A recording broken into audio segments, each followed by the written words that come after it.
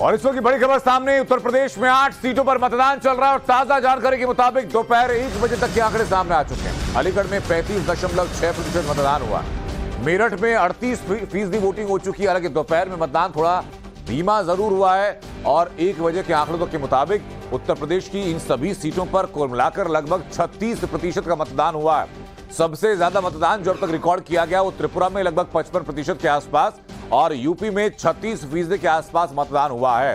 हालांकि लगातार times now Navbharat अपने दर्शकों से अपील कर रहा है कि सबसे पहले आपकी ड्यूटी है कि आप जाए और लोकतंत्र के महापर्व में अपनी हिस्सेदारी को आप सुनिश्चित करें। उसके बावजूद अभी तक जो मतदान है वो धीमा दिखाई पड़ रहा है।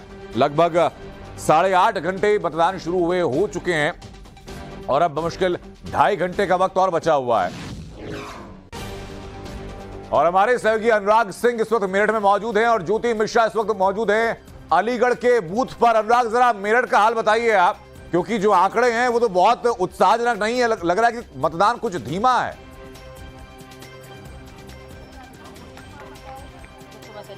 बिल्कुल अनंत, ये एक चिंता की बात रही है क्योंकि अगर पिछले बार के फेज की बात की जाए तो उस वक्त हमने देखा कि मतदान का प्रतिशत उतना अच्छा टर्नओवर नहीं हुआ।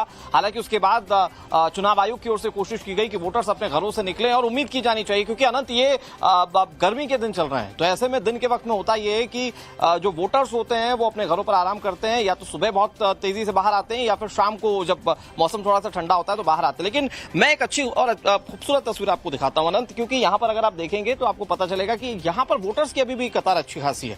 2:30 बजे का वक्त है, सूरज तप रहा है और अभी भी आप देखें तो वोटर्स लाइन में लगकर अपनी बारी का इंतजार कर रहे हैं। मैं जरा बात करने की कोशिश करता हूं वोटर्स के इस उत्साह के पीछे की वजह क्या है, मुद्दे क्या है। चाचा बताएंगे किन मुद्दों के साथ वोट डाल रहे हैं इस बार?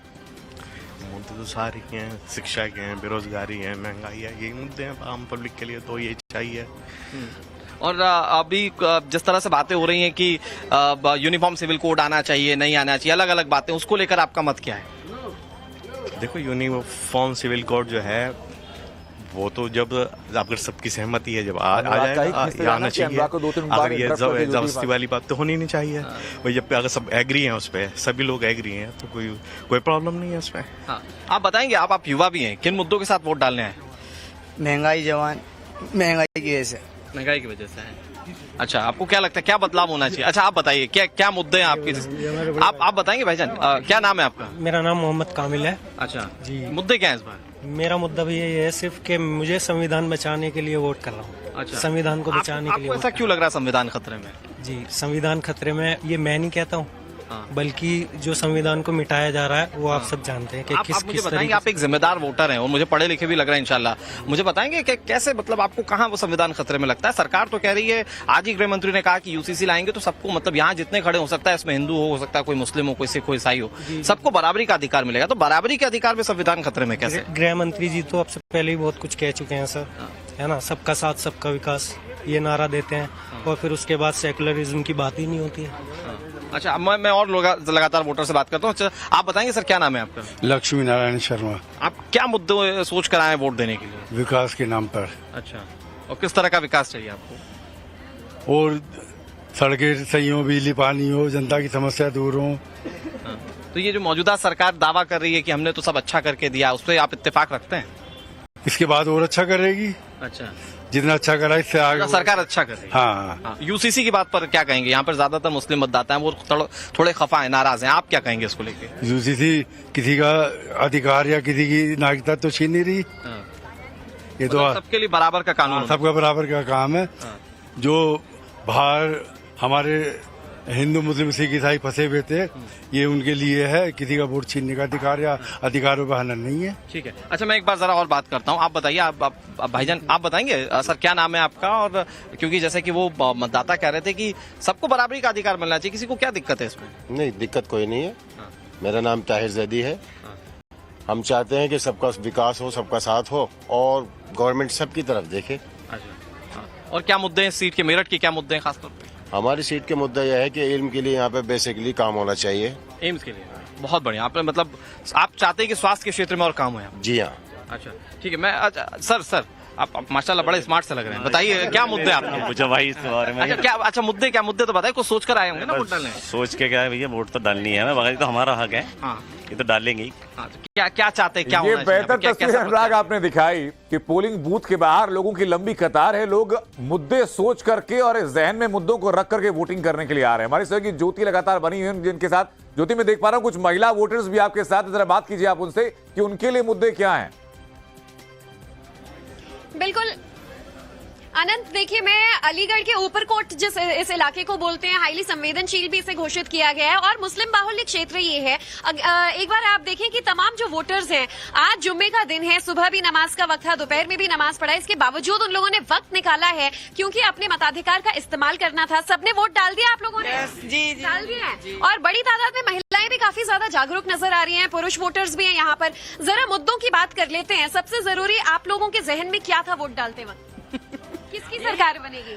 हम लोग तो ये चाहते हैं कि शायद साइकिल की सरकार बन जाए, हमारी ये ख्वाहिश है, बाकी ऊपर वाले की मर्जी। अच्छा, नाराजगी है मोदी सरकार को? नाराजगी कुछ नहीं है, काम उन्होंने भी अच्छा किया है, लेकिन थोड़ा चेंज आनी चाहिए ना।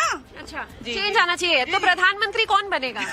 ये ऊपर वाला जाने, और बाकी रिजल्ट आएगा जब। राहुल गांधी बनेंगे तो अच्छा लगेगा। चाहते तो यही है, बाकी ऊपर वाले की मर्जी। आपने वोट डाल दिया? जी। क्या लगता है प्रधानमंत्री कौन होना चाहिए?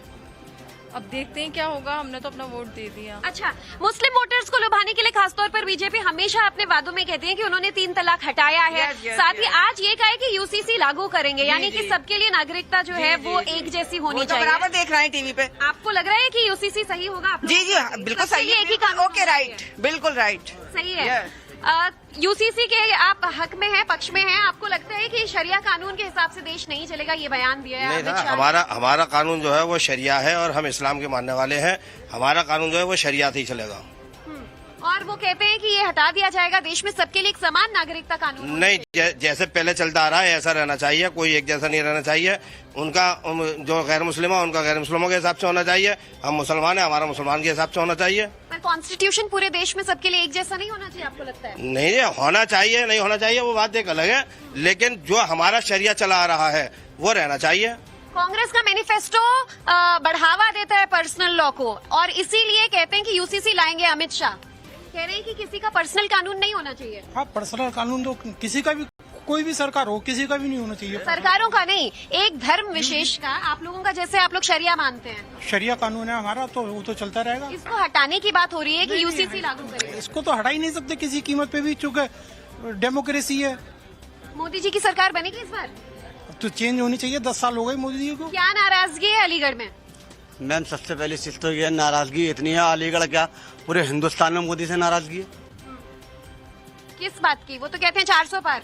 नहीं, 400 पार तो वो 4000 पार कर लेंगे वो, क्योंकि सरकार उनकी ईवीएम होने का सारी चीजें उनकी, अगर ये बैलेट पेपर से हो रहे तो तब हम पूछते कि 400 पार होगी या 100 से नीचे रह जाएंगे। आपने ईवीएम से दिया है अभी चुनाव? जी हाँ, मैंने वोट दिया है, अभी है। अच्छा, तो आपको लग रहा है कि ईवीएम में गड़बड़ी थी? नहीं, ईवीएम में तो गड़बड़ी हो सकती है, सरकार उन्हीं की, जब सारे काम वो खुद कर सकते हैं, हर चीज वो कर सकते हैं। भाई इस टाइम तो बाहुबली राज चल रहा है उनका। तो आप चाह रहे हैं साइकिल की सरकार बने? नहीं, साइकिल इंडिया गठबंधन की सरकार होनी चाहिए। अच्छा, प्रधानमंत्री कौन होगा? मोदी का तोड़ कौन है? फिर मोदी का वोट राहुल गांधी एक जेन्युइन इंसान है, वेल एजुकेटेड इंसान है, इससे बढ़िया और क्या होगा? सारे निजन होना चाहिए। कहते हैं यहाँ पर तालियां बजने लगी, आखिर इन लोग भी सपोर्ट करते हैं। 3 तलाक का कानून लाया, अब आपको कोई 3 बार तलाक कहकर छोड़ नहीं सकता है। क्या मुस्लिम महिलाएं इससे खुश नहीं है?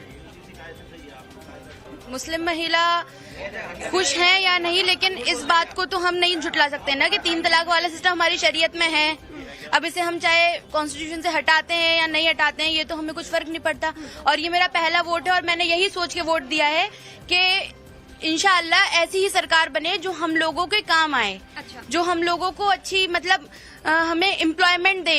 ये जो देश भर में लोग अभी फांसी लगा रहे हैं, सुसाइड कर रहे हैं, अब देखिए आप लोग जाकर हरियाणा में क्या हाल है, कितनी ज्यादा पॉवर्टी आ गई है। सबसे ज्यादा पॉवर्टी शायद वहीं पर है अभी लिटरली। और मैं चाहूंगी कि उन सबकी पॉवर्टी खत्म हो, ज्यादा से ज्यादा हम लोग को एम्प्लॉयमेंट मिले और जो आज के टाइम में ये जो क्या कहते हैं उन्हें,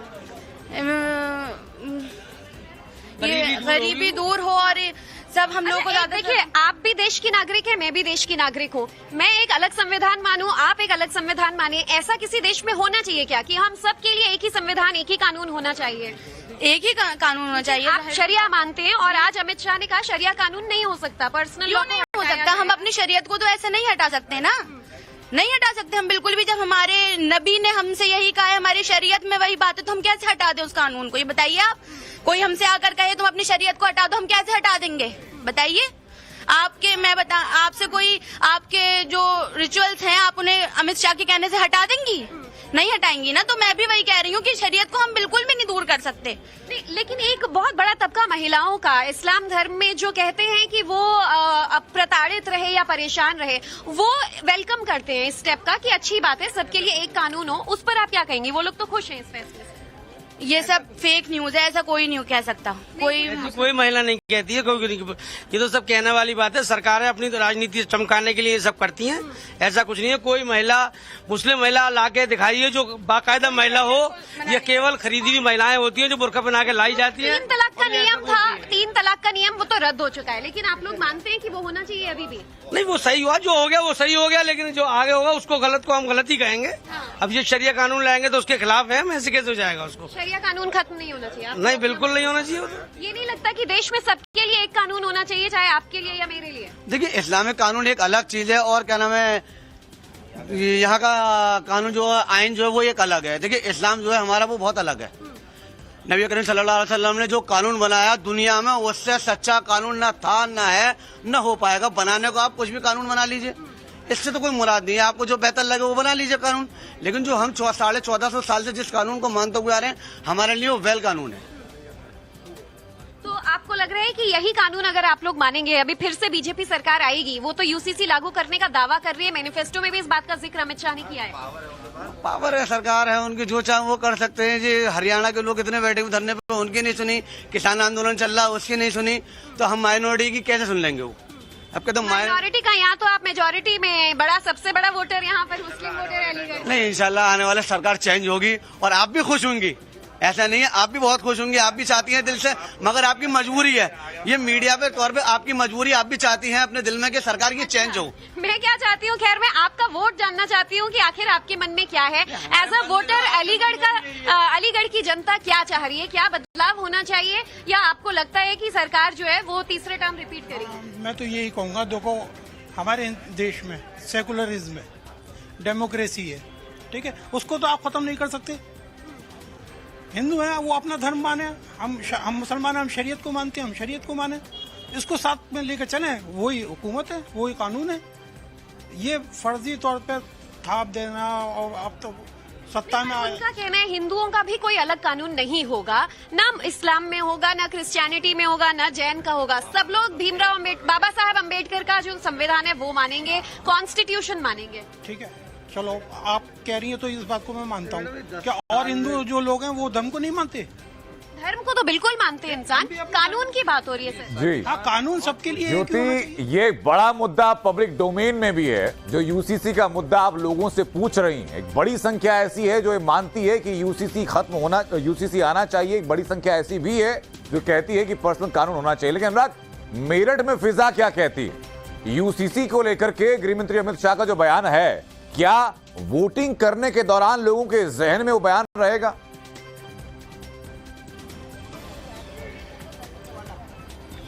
बिल्कुल, मैं अनंत आपको तस्वीरों के साथ इस पर बात करता हूं लोगों से। आप देखिए जरा तस्वीरें, मैं जिस पोलिंग बूथ पर मौजूद हूं, यहाँ पर कई सारे मतदाता जो हैं वो इस भरी दोपहरिया में वोट डालने के लिए आए, और आप इससे वोटर्स का उत्साह देख सकते हैं। हालांकि वोटिंग परसेंटेज उतना अच्छा भी टर्नओवर नहीं हुआ, लेकिन आप जो बात कर रहे हैं, मैं जरा मुस्लिम जो महिलाएं हैं जो घरों से निकलकर वोट करने पहुंची, मैं उनसे जरा बात करता हूं। आप बताएंगे किन मुद्दों के साथ आप वोट करने आई हैं? और क्योंकि आज चर्चा यूसीसी की भी हो रही है, क्योंकि गृह मंत्री अमित शाह ने इस पर कहा है कि देश में एक समान कानून जो है वो बनेगा, आप क्या सोचती हैं इसको लेकर? क्या बताऊं? अच्छा, आप बताएंगे क्या मुद्दे हैं वोट के? अच्छा मैम, आप बताएंगे किन मुद्दों के साथ वोट कर रही हैं? यहाँ धूप के लिए वो तो लगवाया नहीं, सामियाना भी अच्छा लग रही है यहाँ पर। अच्छा, गर्मी लग रही है, लेकिन शिकायत ये है कि कुछ अगर शेड होता तो ज्यादा बेहतर होता। मैं जरा और बात करता हूँ, आप युवा भी यहाँ बताएंगे किन मुद्दों के साथ वोट करने आई हैं? गर्मी लग रही है यहाँ पे, कोई भी नहीं बोलने का। अच्छा ठीक है, लेकिन आप अपने सबसे बड़े अधिकार का इस्तेमाल कर रही हैं, उसको लेकर क्या कहेंगे? इन सब पूछे पीछे वाले। हालांकि यहाँ पर देखिए, क्योंकि ग्रामीण इलाके होते हैं आनंद, तो आप इस बात को समझ सकते हैं कि बहुत इजी नहीं होता आप कैमरे पर आकर सब कुछ खुलकर बोलना। मैं जरा दूसरे वोटर से बात करता हूँ। आप बताएंगे भाईजान किन मुद्दों के साथ वोट कर रहे हैं? अरे आप तो बताएंगे। हम तो साइकिल को वोट देंगे बस। अच्छा, वोट साइकिल को देंगे, क्यों देंगे? क्या मुद्दे क्या है आपके? बात नहीं भाई। अच्छा चलिए आप बताइए, क्या नाम है आपका? मोहम्मद फैजान। फैजान भाई, क्या क्यों वोट दे रहे हैं, मतलब क्या सोचकर वोट दे रहे हैं? बस कारोबार के लिए वोट दे रहे हैं। कारोबार नहीं है बिल्कुल भी, बेरोजगार बैठे सब। हाँ, लेकिन एक समान कानून पर बहुत चर्चा हो रही है। आज गृह मंत्री ने कहा कि ये लागू होकर ही रहेगा, शरिया के हिसाब से देश नहीं चलेगा, मतलब सबके लिए कानून एक बराबर होना चाहिए। आप क्या सोचते हैं?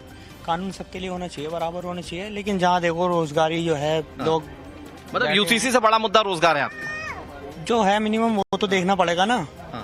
एक काम नहीं है, लोग खाली बैठे, एजुकेशन भी नहीं है, कुछ भी नहीं है। स्कूल का हाल देखो तो बहुत सारी बातें हैं जो। अच्छा ठीक है। अच्छा आप बताएंगे क्या नाम है आपका? नाम क्या है? नाम तो मोहम्मद सादिक है। अच्छा सादिक जी, क्या सोच कर वोट देने आए?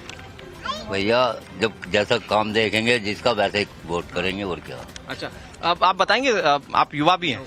No comment. अच्छा, नो कमेंट्स। अच्छा ठीक है, आप बताएंगे क्या मुद्दे वोट के आपके? भाई। अच्छा आप बताएंगे क्या नाम है आपका?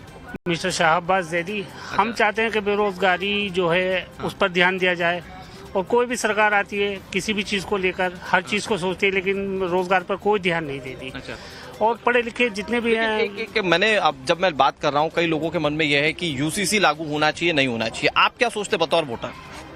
यूसीसी के बारे में अपना कोई कमेंट्स नहीं। अच्छा, सरकार कह रही है कि सबको एक ही जैसा कानून मिलना चाहिए। बाबा साहेब भीमराव अम्बेडकर के कानून में, मतलब सबके लिए कानून एक होना चाहिए। उनके कानून पर, जो बाबा साहेब का कानून है, उस पर सब चलना चाहिए। आपको लगता है ऐसा होना चाहिए?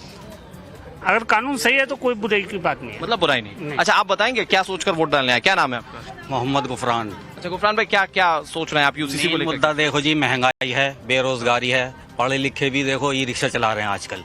इस सरकार में ऐसा हो गया है, और महंगाई है। और ये तो सरकार, ये देखिए, एक जाति विशेष के आधार पर वोट मांगती है। ऐसा नहीं होना चाहिए। कानून देखो सबके लिए बराबर है, रोजगार सबको मिलना चाहिए, ऐसा होना चाहिए। लेकिन सरकार जो अभी है बीजेपी की, वो कह रही है कि यूसीसी आएगा तो सबको एक जैसा कानून मिलेगा। कानून एक जैसा, तो उसमें बात की बात है ना, देखेंगे क्या करते हैं। अच्छा चाचा जान, आप बताएंगे क्या मुद्दे हैं आपके? No comments. अच्छा, मुद्दे तो बता दीजिए, क्या सोचकर वोट डाल रहे हैं? अच्छा आप बताएंगे, आप युवा हैं, अरे आप तो बोल सकते हैं। नहीं बोलना ना। अच्छा, पहली बार वोट डाल रहे हैं? हाँ।